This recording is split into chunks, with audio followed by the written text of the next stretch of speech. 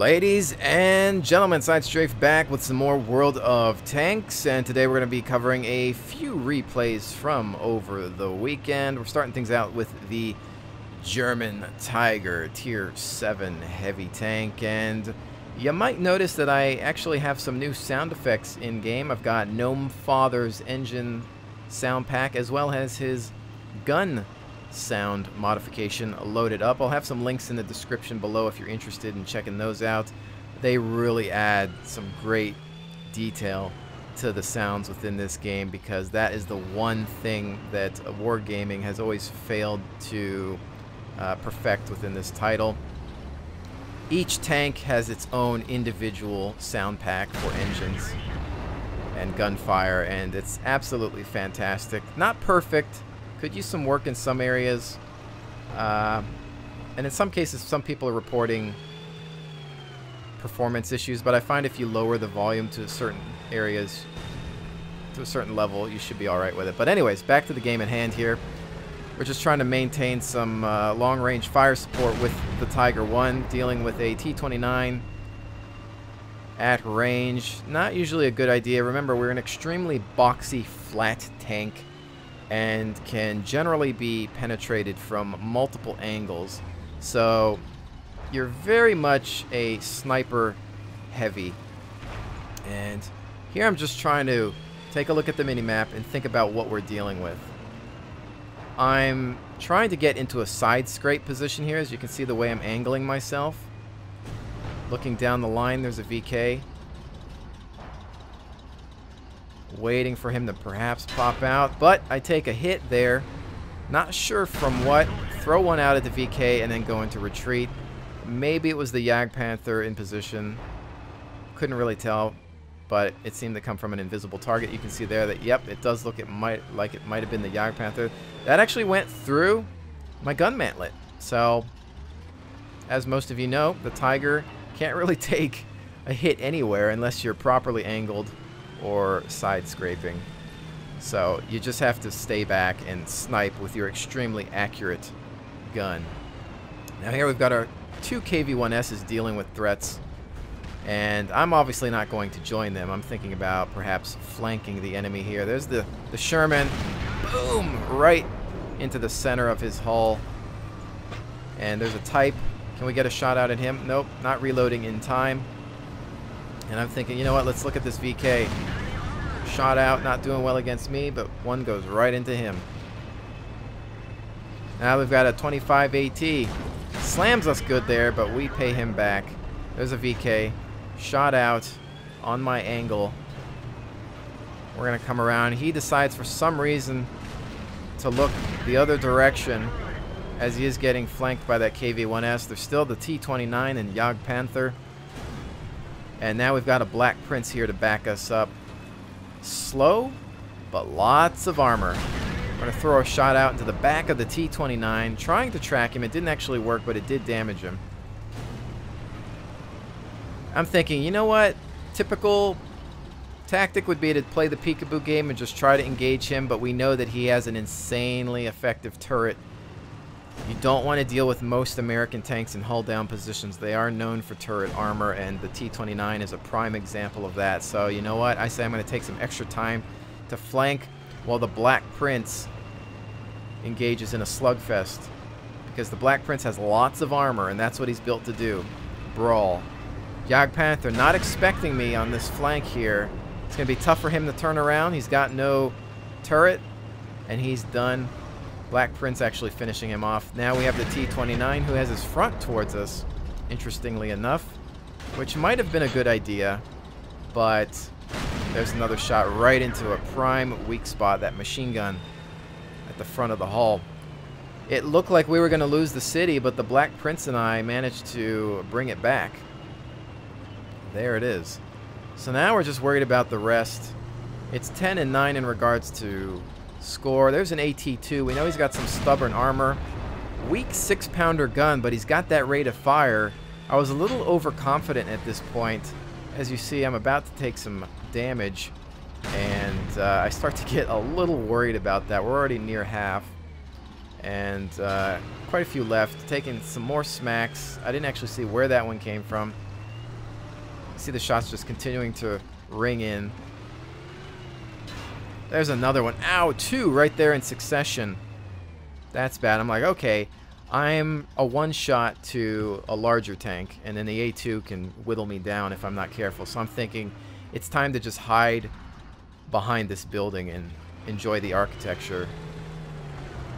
Taking a peek out here, looking at that Tiger, waiting for him to make a mistake.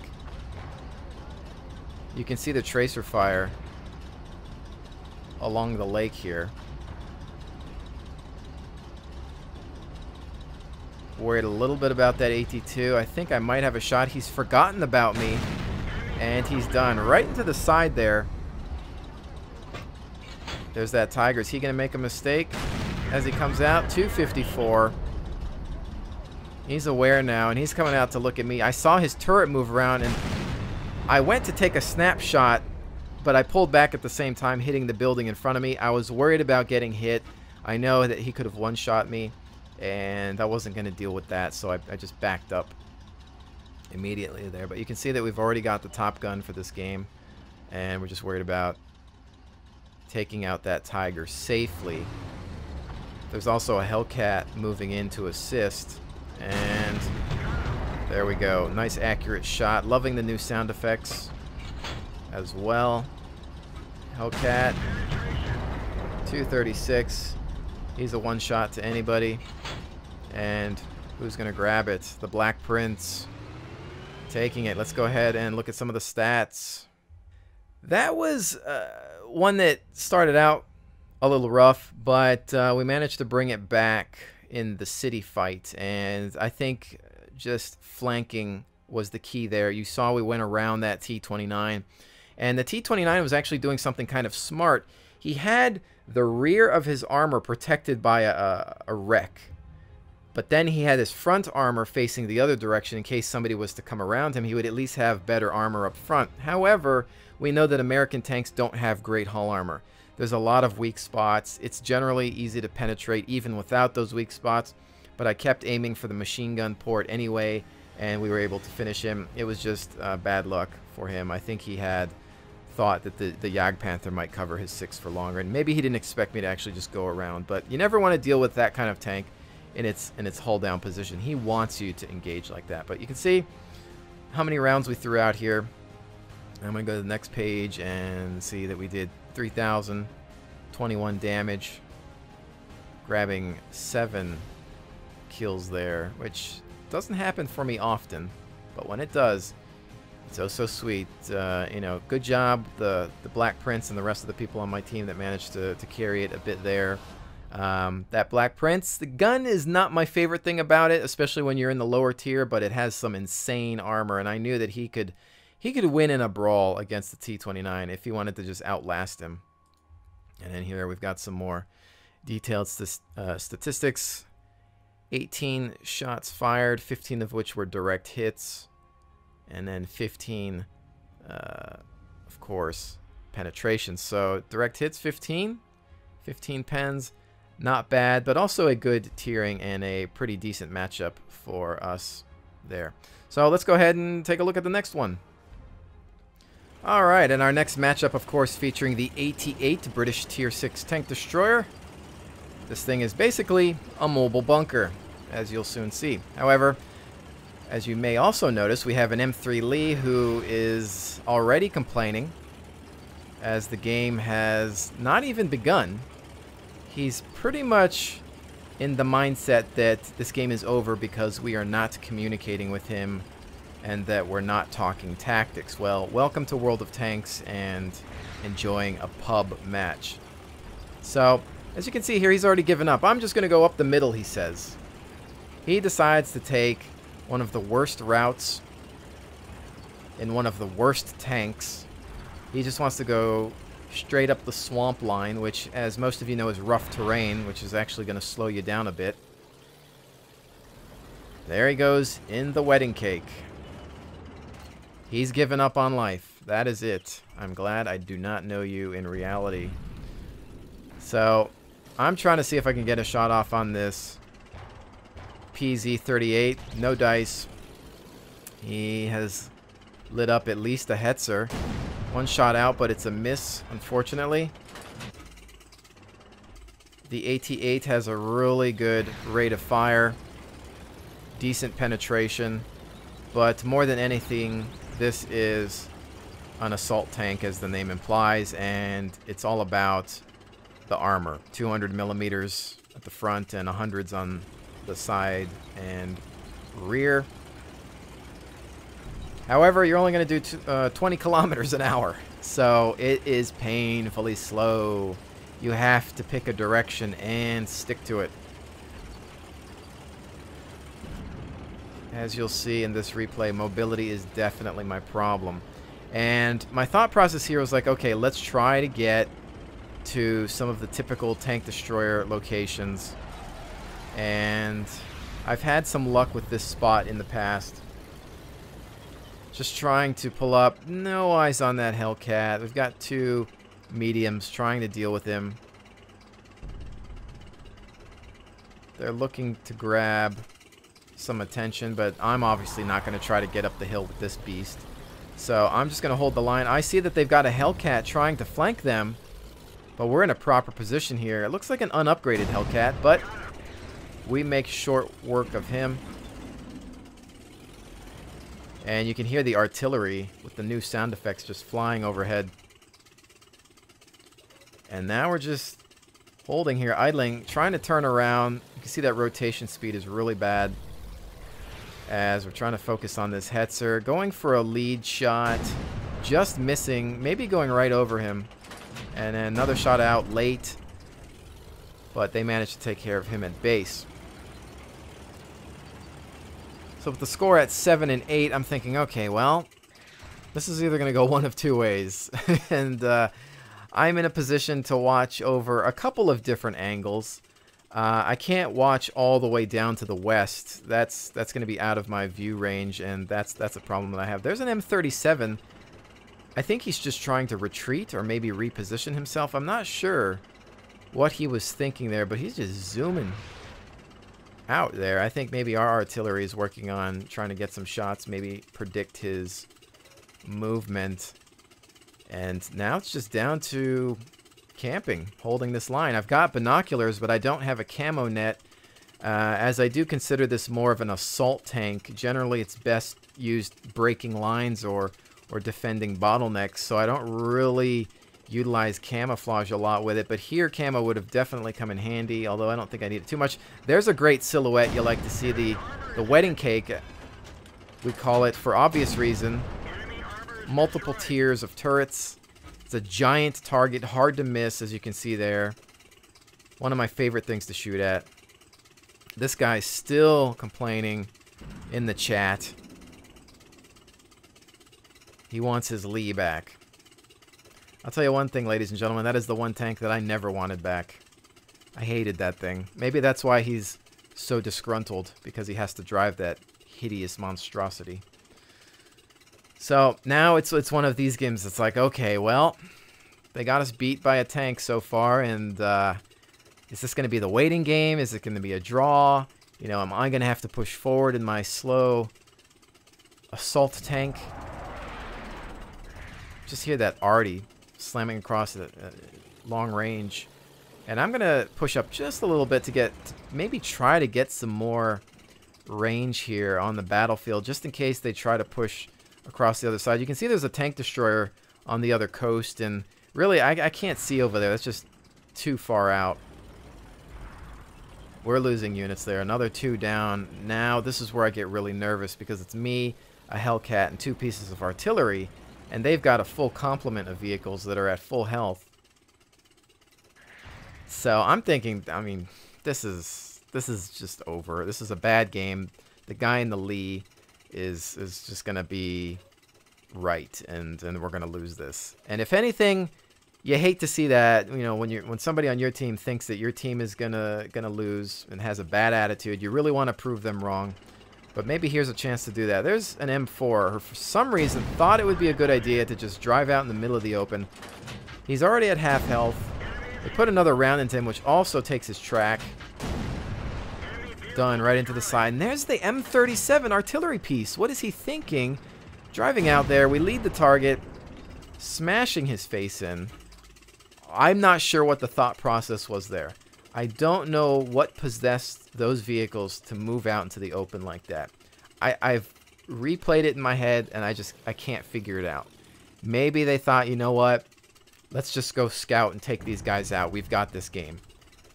I'm not sure what happened there. So I'm thinking, okay, well, there's no way the rest of the team is that stupid. So there, and I'm like, wait a second. Hold that thought. KV2, full health, decides, hey, I'm going to run out in the middle of the field here. But I've got rate of fire.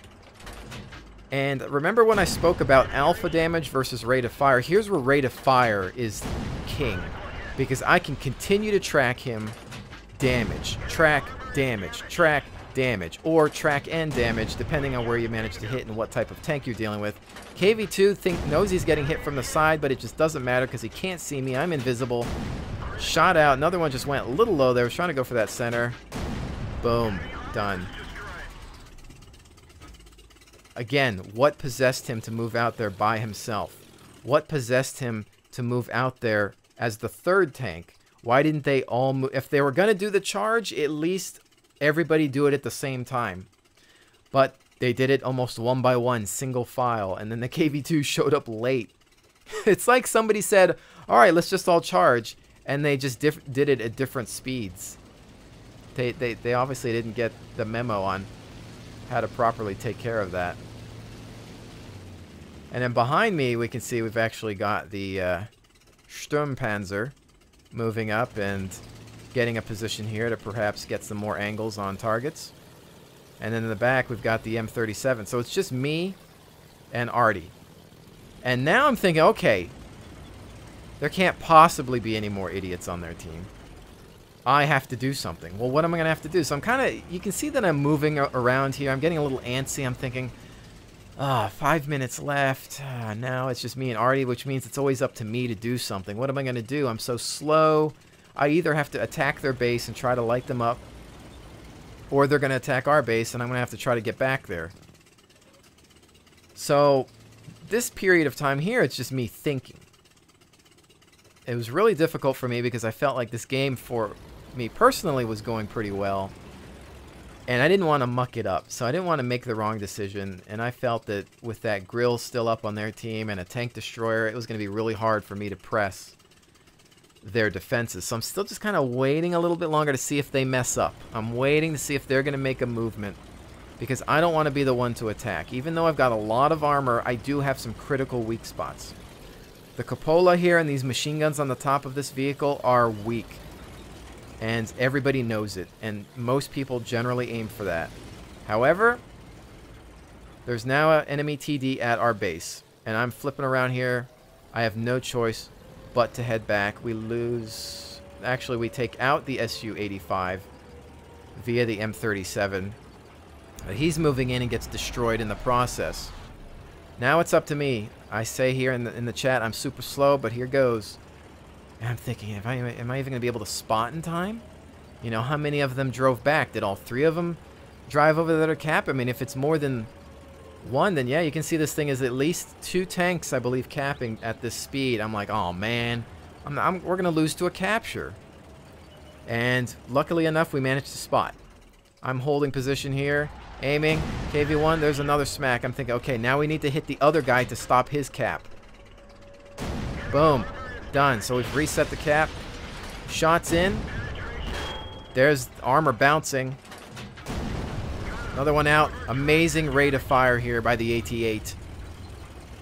You can see there where the shots are bouncing. We've taken a pen there, though, from one angle. It might have been the artillery. Not sure. They do have high ground on me, so it could be coming in from an angle. Now there's the KV-1. And at this point, I do not have gun elevation, so I have to move to a good position here. Shot to the side, but it's bouncing. I really don't have a good angle on him.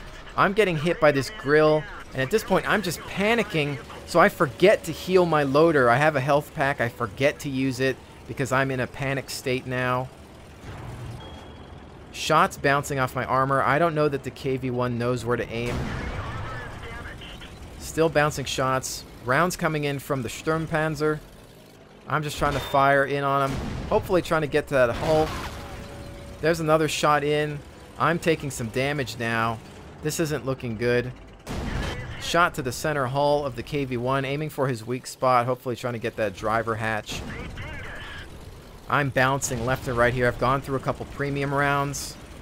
Shots at bouncing off of that annoying front of the KV. He's just running into me, and I'm saved by the grill, but perhaps taking a little bit of splash damage there.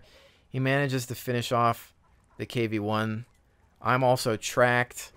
I'm freaking out at this point. Like, oh my goodness. You can see the amount of shots that have bounced off of my insane frontal armor. But you can see the ones that have hit from perhaps artillery or elevated firing positions. The grill is still trying to open up on me. And I'm like, okay, we only got 1:45 left. I don't even think we have time to cap. Yeah, I can't make it to their base in time. I only do 20 kph. This is ridiculous. So is it going to be a draw? I'm looking at my arty. Well, he's kind of moving back. Maybe he can cap. I just don't think there's enough time. And I'm saying in chat, way too slow, but there's the grill. Right off. I'm like, oh no, I'm a one shot. It's over. It is over. Oh, and somehow I survive. A reaction shot goes out, does nothing. I'm freaking out here. Boom. Sets him on fire. And he's done. Oh my goodness for the Top Gun. Let's take a look at the stats. Oh, that one was just a bag of crazy. Even watching the replay has me on edge. I mean, it was just intense. There was a lot of time there where I wasn't sure of what to do. Did I need to go hit their base? Did I need to just stay put? Did I need to go back and defend? And luckily enough, for the most part, I was dealing with a bad enemy force. They made some critical mistakes. Had they all charged together, maybe they would have had more success. Had they maybe come down the other line, you know, had they approached from the extreme flank, you know, I don't think I would have been able to deal with all of them. But you can see here we were well rewarded for that battle. Lots of damage and assistance out there. And taking a look at the next page, you can see we did 2,355 total damage for 6 kills and the Top Gun. The Sturmpanzer, the artillery in general, just doing a decent job towards the end there. The Sturmpanzer obviously helped me out. He took the KV-1. I just kept bouncing. I'd gone through some premium shells to help grab him, but that's what the KV-1 is about. It does have some annoying frontal armor at times. And the AT-8 can have some issues with tanks, although generally it has good penetration there. So we've got 31 shots fired, 24 of which were direct hits, 19 penetrations, and potential damage received 3,270. We got 2 enemies spotted. Plenty of damage all across the board, and, you know, not really making out like a bandit credit-wise, but you know, it was that kind of game. I had to go through a lot of ammo, and then I went through some premium rounds, so that's where some of the expense went. And that was just that was a game that started out with bad attitudes. We had an M3 Lee who was just complaining at the beginning of the game. Before the timer was even up, he was ranting. And I don't know, he must have just woke up on the wrong side of the bed. But if you go in with a bad attitude, more often than not, you're going to end up with a loss, or at least a personal defeat, while the rest of your team just carries you. You know, being negative at the start just because nobody's talking to you, or maybe you run into a lemming train, or whatever other reason, you can't let that affect you. Go in there and play. At least play for yourself if you feel that the team is not going to hold up their end of the map. You know, just go in there and fight to the best of your ability, and maintain a positive attitude, because who knows, that might be the game where you come out on top. You were the main carry asset, and you have nothing but an awesome score at the end. You have a nice screenshot or replay to show off, and you've earned you know, a reputation. But you know, there's people out there that just at the start of the game, within the first 5 seconds, it's over, I give up, we're done. And you know what? Most of those people, I've been waiting to rant about this for some time now, are those individuals that use that XVM modification. And while XVM does some good, the ability to create damage meters and things like that, I'm okay with that stuff, but I'm not okay with being able to see the stats of other players. I don't think it should show the win ratio of an individual. I don't think it should show the win-loss percentage chance of every match, and here is why. Because it's affecting people psychologically. It is discouraging some individuals into thinking, well, XVM says we have a low percentage chance to win. This game is over. I give up. They've already surrendered themselves. And the worst ones will usually suicide at the start of the game. You ever see a guy just drive off into the lake? Well, it's over. Peace out. I'm going back to the garage to play my other tank. He's given up because XVM said you have a percentage chance to lose this. And it shows that his team maybe has red players or negative ratio players on his team. So he's given up. He drives off into the lake. Or maybe you see some high tier tank just drive in the middle of the open. They want to get the match over with as soon as possible. Maybe they're not even saying anything in chat, but they just drive off and you wonder, what the heck is this person doing? Why is that person just driving into the open getting destroyed within the first minute? It's because they haven't told you, but they've got XVM installed and they've seen this percentage chance that says they're going to lose. So instead of dealing with it for 10-15 minutes, they'd rather just off themselves and get back to the garage and play another tank. Happens all the time, and many of you aren't realizing it, which is why I don't agree with XVM in that capacity. For its other features, sure, it's fine, but to see other people's stats, no. Maybe you're thinking, well, it helps me know who the best players are so I can be better against them. You should pretend that all of your enemy are a potential threat. You should pretend that the entire team is a major and lethal threat to you. That way you're going to always play at your best 100% of the time. That's how you should look at it. Again, it's all psychological, and people always underestimate psychology in video games. You've got to look at those aspects. If you think everybody else on the enemy team is good, then you're going to play better and you're going to play at your best. Play at these things like it's a tournament, like money's on the line. Just go for it. I'm not saying that you have to take it so super seriously that you're stressing out over it, but challenge yourself. Don't use XVM to say, oh, this guy's terrible, I'm going to rush him, or this guy's amazing, I'm going to stay back. Do what you would do in a real-life situation. Imagine if you were a real-life tanker. You don't have symbols or percentage ratios floating over the enemy tank. You're just like, well, that's a tank. I don't want to die. I got to play like my life depends on it. That's how I treat this game, and that's why I don't want to know those things. I've used XVM, and I've seen how it works, and I think it's just ridiculous that people rely on it too much. Maybe you see some top tanker, maybe some live streamer or YouTuber out there that uses it, and you know, perhaps there's some pro and they really greatly affect your decisions in your gaming life. Well, you know what? You're not them. Don't do what that person does, because maybe they're making the wrong decisions for you. Maybe they're right for them, but maybe they're not for you. And that can be said for anyone, even myself. You know, be an individual. Play the tanks that you want to play, not the ones that I play or the ones that I'm good at. Maybe I'm great at British tanks, but maybe you're inherently not. Maybe you're great at Russian tanks and I'm not. You know, that it works both ways. So in regards to XVM, you know, for those of you that are going to continue to use it, that's fine, but don't let it negatively impact your play style. Don't give up on a team because XVM said you're going to lose, or because it shows a lot of bad players on your side. Use it as an excuse to do well and carry and just end up with a reputation at the end of the day. That's what I've got to say about that, because again, I refuse to use those aspects of XVM.